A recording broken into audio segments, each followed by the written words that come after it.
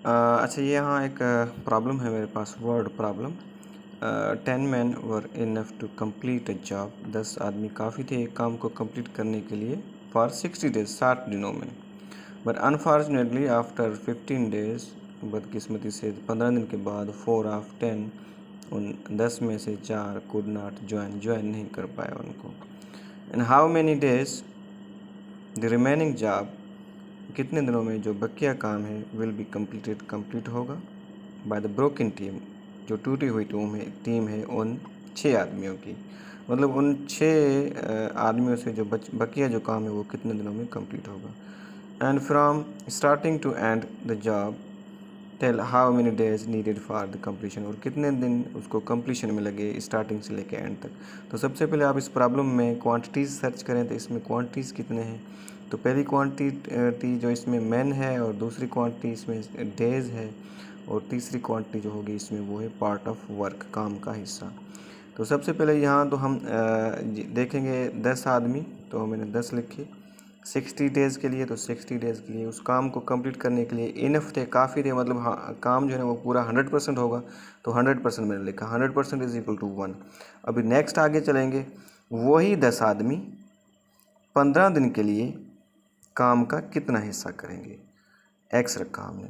तो अभी इस चीज़ को हमने कंपेयर करना है डेज के साथ, फिर इसी चीज़ को कंपेयर करना है मैन के साथ, ताकि हमें पता चल सके। कंपेयर का मतलब है हम ये कंपेयर करेंगे कि आइदर ये दोनों क्वांटिटीज़ और ये दोनों क्वांटिटीज़, इनमें किस किस्म का रेशो है, आइदर ये इन्वर्सली प्रोपोर्शनल है या डायरेक्टली प्रोपोर्शनल है। तो सबसे पहले जो एक्स होगा उसको जिसमें एक्स होगा आप उसको अप करें या डाउन करें, ये अप टू आपके हाथ में है। लेकिन बकिया जो क्वांटिटीज़ हैं उनको आप अपनी मर्ज़ी से नहीं कर सकते, बल्कि उनको आप जो है ना अकॉर्डिंग टू दिस क्वांटिटी कर सकते हैं। तो अगर पार्ट ऑफ वर्क हम इंक्रीज़ कर रहे हैं तो इसका मतलब है डेज भी इंक्रीज़ ही होंगे, क्योंकि काम का ज़्यादा हिस्सा तब होता है जब आप ज़्यादा उनको टाइम देते हैं, ज़्यादा आप उनको डेज देते हैं, तो ये भी इंक्रीज़ होगा। अगेन पार्ट ऑफ वर्क को हम कंपेयर करेंगे मैन के साथ। अगर पार्ट ऑफ वर्क कम ज़्यादा अगर हो रहा है तो इसका मतलब है आदमी ज़्यादा है, तभी काम ज़्यादा हो रहा है उन ही दिनों में, वो जो डेज हमें मिले हुए हैं उन दिनों में। तो ये भी अप होगा। तो सबसे पहले आपने एक्स वाले को रखना होगा, तो ये डाउन से अप जा रहा है, तो हमने एक्स को 1 एक्स पहले रखा और 1 बाद में रखा।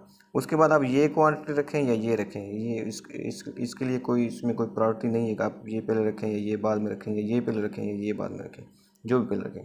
तो ये डाउन से अप जा रहा है, मतलब 15 to 60 होगा, तो ये 15 to 60। उसके बाद जो थर्ड जो स्टेप है इसका, थर्ड या जो भी नेक्स्ट स्टेप है वो इसके नीचे रखने होंगे। ये डाउन से अप जा रहा है, तो ये 10 to 40 होगा, तो ये 10 to 40 होगा। अब ये आपका एक्सट्रीम हो गया, ये भी एक्सट्रीम है, ये भी एक्सट्रीम है, और ये भी एक्सट्रीम है। और हमें पता है product of extreme is equal to product of mean, तो ये मीन आ गया और ये भी मीन आ गया और ये भी है।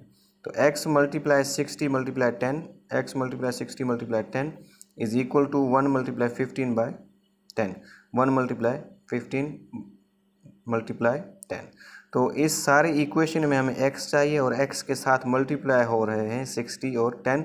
तो हमें 60 और 10 को ख़त्म करने के लिए इसको बोथ साइड हमने डिवाइड कर दिया। 60 10 के साथ इस तरफ डिवाइड किया और 60 10 इस तरफ डिवाइड किया।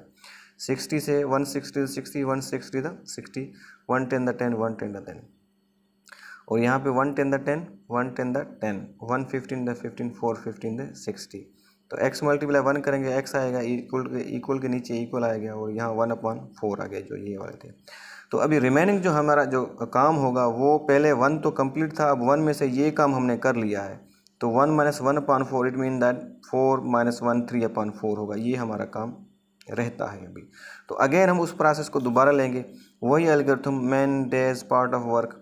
तो यहाँ 10 मैन उसी काम को काम को मुकम्मल करने के लिए 60 दिन में काफ़ी थे, और अभी हमने डेज़ मालूम करने हैं, तो इसके लिए मैंने डेज़ के नीचे एक्स रख दिया। अब हमारे पास बंदे कितने हैं, हमारे पास बंदे हैं 6 हमारे पास मैन हैं। 6 मैन कितने दिन में 3/4 ऑफ वर्क कंप्लीट करेंगे। ठीक है, ऑफ वर्क का मतलब है ऑफ 1, यहाँ आप दे सकते हैं जो उसका था। तो अभी हमने कंपेयर करना होगा इस क्वांटिटी को हम कंपेयर करेंगे इसके साथ, फिर इसी क्वांटिटी को हम कंपेयर करेंगे इसके साथ। आइदर मतलब इन दोनों में डायरेक्ट रेशो है या इन्वर्स है, और इन दोनों में डायरेक्ट है या इन्वर्स है। तो इसको सपोज मैंने अप कर लिया, अगर मैं डेज को अप कर रहा हूँ तो मेन हमारे डिक्रीज़ होंगे। जाहिर सी बात है, अगर हम मेन कम कर लेते हैं तो इसका मतलब है डेज बढ़ते चले जाएंगे, बंदे कम होंगे, टाइम ज़्यादा लगेगा, तो इसमें डाउन चलाएगा। फिर इसी को ही हम कंपेयर करेंगे पार्ट ऑफ वर्क के साथ। अगर मैंने डेज बढ़ा दिए तो इसका मतलब है पार्ट ऑफ वर्क भी बढ़ता जाएगा, काम ज़्यादा होगा। अगर एक दिन में अगर काम का आधा हिस्सा हो रहा है तो दूसरे दिन काम हो सकता है कंप्लीट हो जाए। तो इसमें भी ये दोनों डायरेक्ट में है तो ये भी अप होगा। सेम मेथड आप पहले जिसमें x है क्वांटिटीज आप उसको पहले रखेंगे, ये डाउन से अप जा रहा है तो x इज़ टू 60 होगा। उसके बाद ये रखें या ये रखें तो ये अप से डाउन आ रहा है तो 10 इज़ टू 6 होगा, तो 10 इज़ टू 6। और ये नीचे से ऊपर जा रहा है तो 3/4 इज़ टू 1, तो यहाँ पे होगा 3/4 इज़ टू 1। तो अभी एक्सट्रीम मल्टीप्लाई करेंगे एक्सट्रीम के साथ और मीन को मल्टीप्लाई मीन के साथ करेंगे।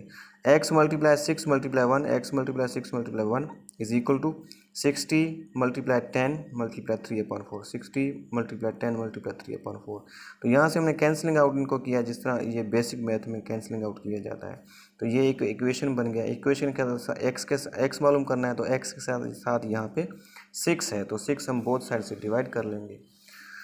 तो ये यहाँ पे 6 ख़त्म हो गया, तो बेसिक मैथ के साथ तो ये x आ गया 75 डेज़। तो इसका मतलब है जो बकिया काम होगा वो 75 दिनों में कंप्लीट हो जाएगा। और अभी टोटल जो हमें जो टाइम रिक्वायर था स्टार्टिंग से लेके एंड तक